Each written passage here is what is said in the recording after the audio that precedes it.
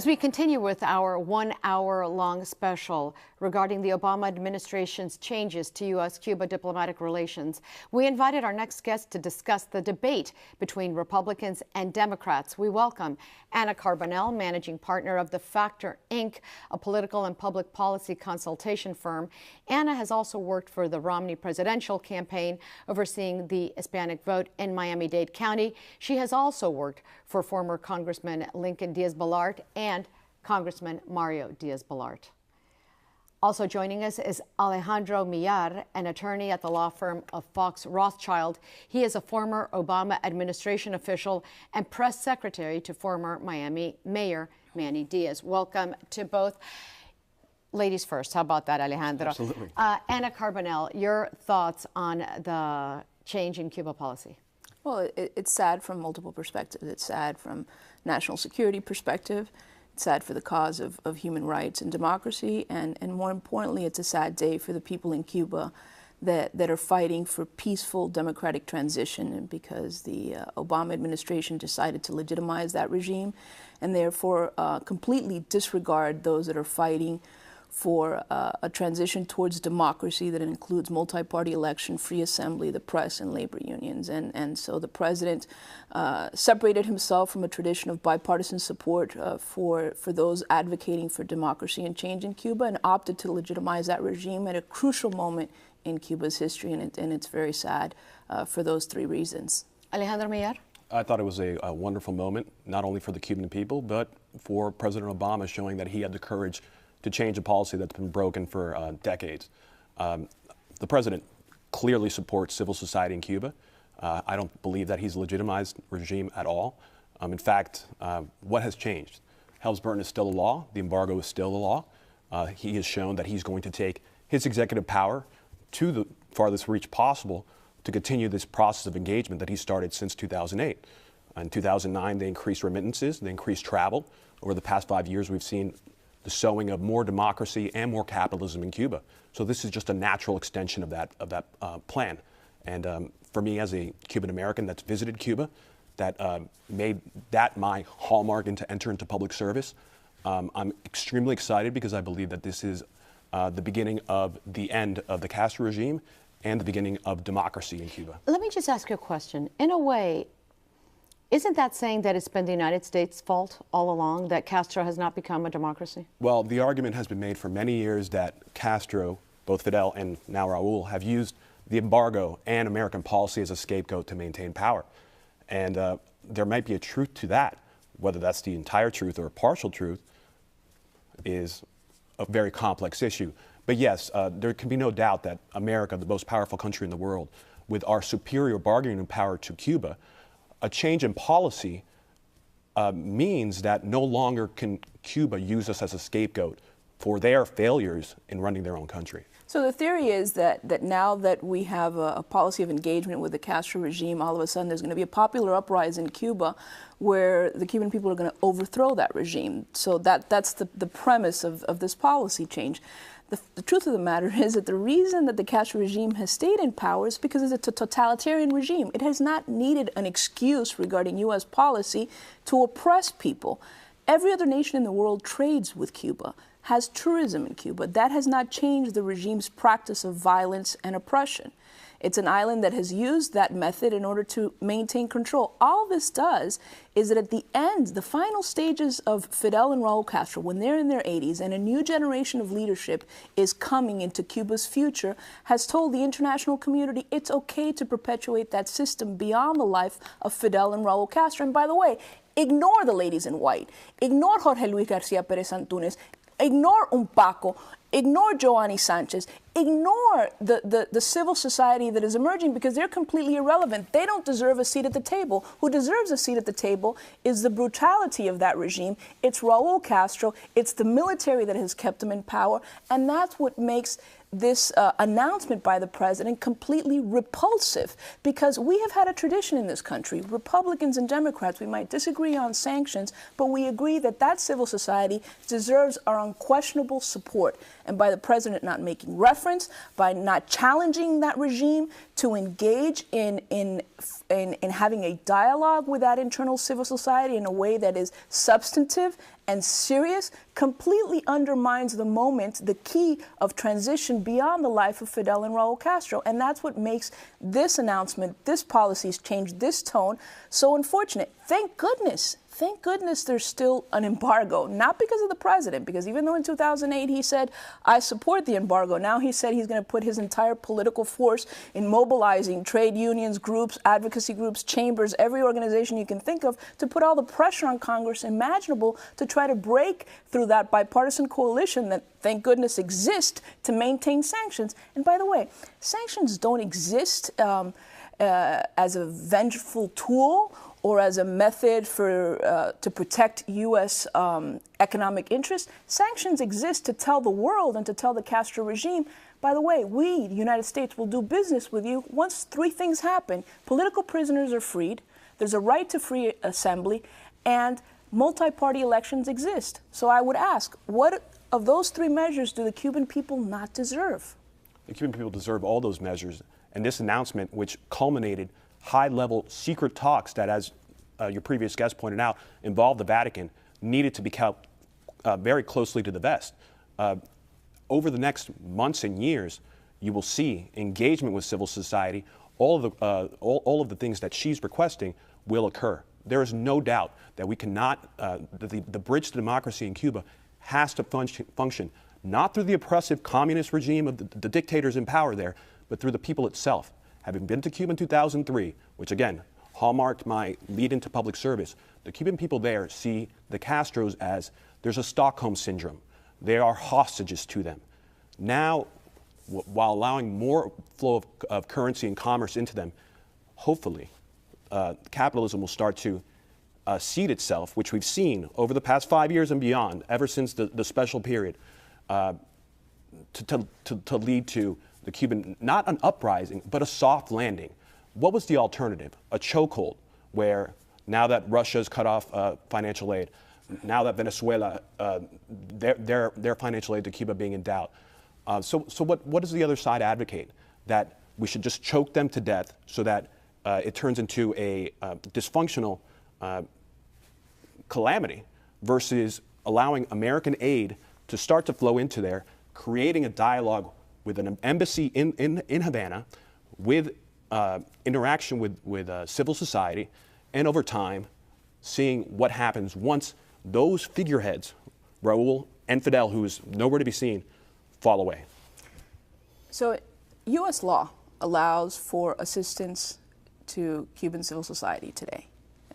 Republicans and Democrats both agree. The United States is probably the largest provider of humanitarian assistance to Cuba, more than the rest of the world combined. So there's no effort in U.S. policy to, quote unquote, choke the Cuban people. The policy of the United States is to tell the Castro regime, we will not trade with you because you have an embargo of freedom and democracy on the Cuban people. There's no embargo on the Cuban people. The policy of the United States is humanitarian assistance, travel, food, medical equipment to the Cuban people, guaranteeing that it's to the Cuban people. What this regime has, what the Obama administration has done now is engaged in legitimizing that regime and telling them it's okay for you to isolate all these other players in Cuban civil society because you, Raul Castro, we are engaging in dialogue and in conversations and in diplomatic engagement with you, not with the Cuban people. And so we need to be very clear about that, because there is nothing in the president's announcement that forces the regime or that demands of the regime to do anything. You know, the irony of ironies. Alan Gross is incarcerated for taking cell phones and technology to the Jewish community in Cuba. Spent 5 years. Did not deserve to spend a single hour in a Castro dungeon. Yet, the president announces that what we will be doing is increasing technology.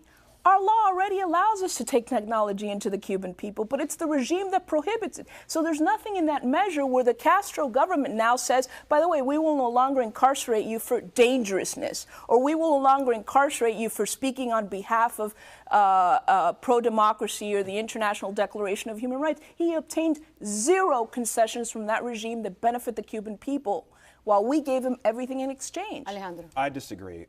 Clearly, in the announcement, it showed that American telecommunications providers will be able to operate in Cuba. There's a list of several measures, including the use of credit and debit cards, that will be much more market-oriented than just the humanitarian existing aid that travels to the country. We need to disrupt and empower the Cuban people through the flow of more American money and through the conversion of that system that is a black market capitalist system into a full-blown capitalist system where they can demand better from their elected leaders, create a two-party or however party system that starts to hold the Communist Party accountable. So this is a continuation of successful 5-year project since President Obama assumed office to begin to use his executive power to increase remittances, increase travel, allow us as Cuban Americans to be ambassadors for our values down there. And the previous system simply didn't work. While I appreciate her concerns, and I share many of them, let's again return to the fact that 40, 50, 60 years of policy that hadn't changed a thing. Like, U.S. policy has always reminded the world that Cuba is not free. The president changed that. The president said now it's okay because we can engage and Raul Castro is legitimate. That's the bottom line of the outcome. And nothing in his statement, nothing in his policy announcement says otherwise. On the contrary, it says Raul is the guy that we will be doing business with. Raul is the person that we will be engaging. And that's unfortunate because 7 days prior to his announcement, the ladies in white were dragged through Havana for doing precisely what Alejandro, you suggest, which is speaking out. And so there was not a word of that in the president's announcement, not an acknowledgement of that. And unfortunately, now what we will see is that capitalism will be complicit with oppression. And the White House will own every act of violence against those that are advocating peacefully for democratic change in Cuba. And therefore, it is profoundly sad for the Cuban people. And we have to continue doing everything within our power to denounce that. And again, thank goodness that we have an embargo in place and that there is bipartisan support in Congress for demanding that the Cuban people have a right to be free, because that's the only leverage they have, to forcing that regime to provide greater openings. Anna, let me ask you something. There are, and I was speaking to Congresswoman Ileana Ross-Layton previously about the same issue. There's a big division within the Cuban-American community in South Florida. Particularly, there's maybe half who are mourning, and as you suggested prior to the taping of this show, that the slap many feel that this speech and announcement was made simultaneously or right after Raul Castro made it first really hurt. But number two, there are the other half who are saying this is great, we needed the change. The travel from Miami to Cuba is constant. Just this weekend alone, there are approximately 50 full flights leaving Miami to Havana with Cubans traveling back and forth. What embargo, what restrictions? One could say Cuban Americans or Cuban residents don't really give a darn. They just want to be able to be free to go back and forth and do what the president's suggesting.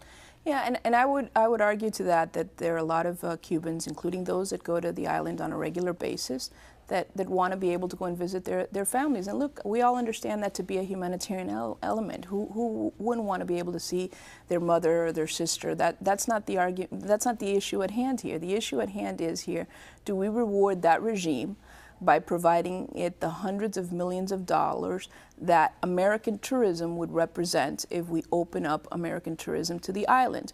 Are we prepared to accept the hundreds of millions of dollars in financing, and by the way, taxpayer financing, that the embargo would represent in terms of lines of credit that the regime would receive from tomorrow lifting the embargo? Which that's what it would mean. It would mean American investment directly into Cuba and financing lines of credit for that regime, not for the Cuban people.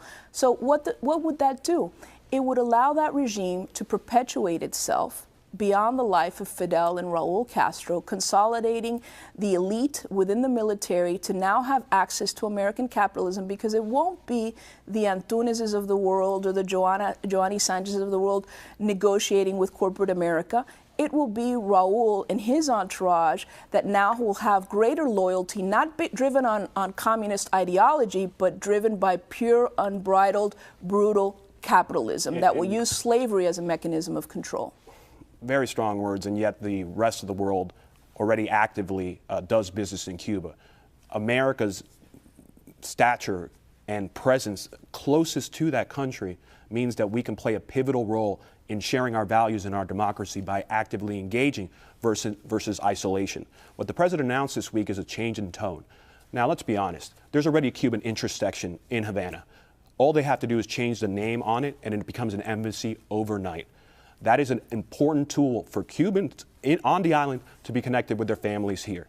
This is, again, about family connections and about allowing both sides across the straits to be bridged better. And as far as all of the strong words about not involving the civil society, that's simply untrue. And the months to come will prove that. If I can just read to you on Friday's edition of the New York Times, Joanny Sanchez, the Cuban dissident blogger, has an article, an op-ed that says Goliath. It's titled "Goliath Opens His Wallet." And she writes, representatives of civil society do not want the United States to extend a blank check to the longest standing totalitarian regime in the Western Hemisphere until or unless 4 demands are met. And then she goes into the issue of human rights, freeing all political prisoners, to be able to have a civil society and free press. These are very important points that will. Well, this is a voice from within the island. And in fact, her voice is. Who hasn't always agreed on U.S. policy, by the way. That's very true. And now, as we lead up to the OAS summit in next June in Panama, these details will have to be strongly vetted and strongly considered. Otherwise, we can lead to future dysfunction in Cuba. Now is the time for Washington and for both sides to get behind this plan, which continues the embargo, and work together to implement it in a way that brings in civil society. We need Cuban-American leaders at the table. Well, Anna, it's clearly because Cuba hasn't at least openly committed to any changes. There's crossing of the fingers that they will do the right thing, which is to expect a lot given their history. However, doesn't the onus now fall, given what Alejandro is saying, doesn't the onus now fall on the Castro regime that they have nobody to blame if things don't get better in Cuba now? The regime has never needed an excuse to oppress. Let's be honest. I mean, when they plotted the death of Oswaldo Payá or Laura Poyang or allowed Tamayo to die in a hunger strike, it had nothing to do with foreign policy either from the European Union. They were in the midst of negotiations with the European Union when Tamayo died in a hunger strike. They don't care. Because Cuba's an island, so therefore it gives them the luxury to allow a campaign to the international world saying, well, these are the changes that we're making while they're cracking heads inside of Cuba. And that's why Joanny says, listen, don't give them everything because we're still here. And that's what makes this policy so wrong.